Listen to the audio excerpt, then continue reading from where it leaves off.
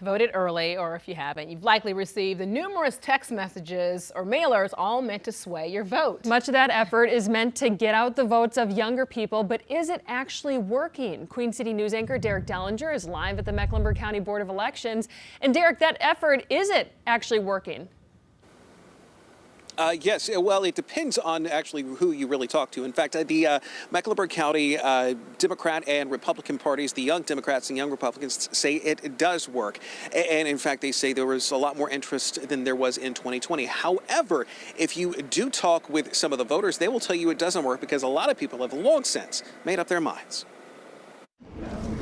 Even if you're in line, you will be asked, or you will at least see all the campaign signs kind of going after that last bit of indecisiveness you may have before going in. But add that on to all the other attention you've gotten, and it sometimes might feel like too much. I definitely got some things in the mail, also like a million texts and emails. Eliza Ragsdale was one early voter we caught up with Monday, one of many. She in many ways fits the group that political parties are going after right now, at least locally. Those under the age of 50 in general make up about half of the voting population here in Mecklenburg County. Those under 40, about a third. The Harris campaign here on different campuses such as Johnson C. Smith, UNCC, Davidson, CPCC, Queens, all those areas. Well, that's where our main focus has been. Of course, we're trying to get the young vote out. Last time I checked, on Saturday, we're at 12%, and we're trying to get that number up, really.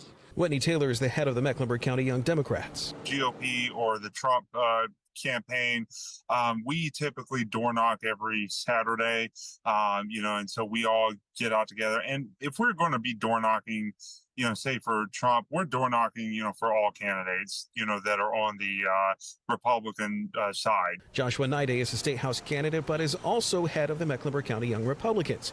Their outreach efforts do look a little different than in previous years. For the Dems, it's digital, with ads targeting younger voters and social media influencers.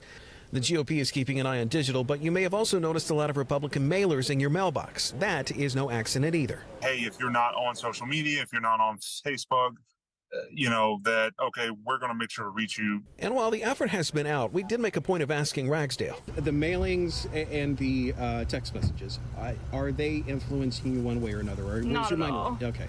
So your mind's already made up on what you were going to choose. Yeah. She may have decided, but both Young Democrats and Young Republicans say there are those who still have not made up their minds just yet.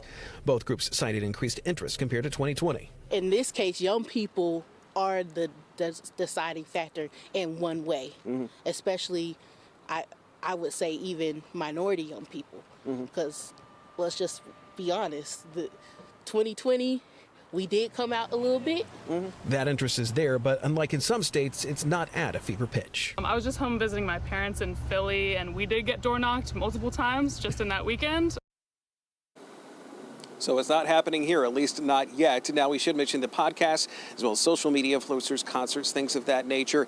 It is, many of those events are definitely meant to court those younger voters. If it is not explicit, it is definitely heavily implied. Live in Uptown, Derek Dellinger, Queen City News.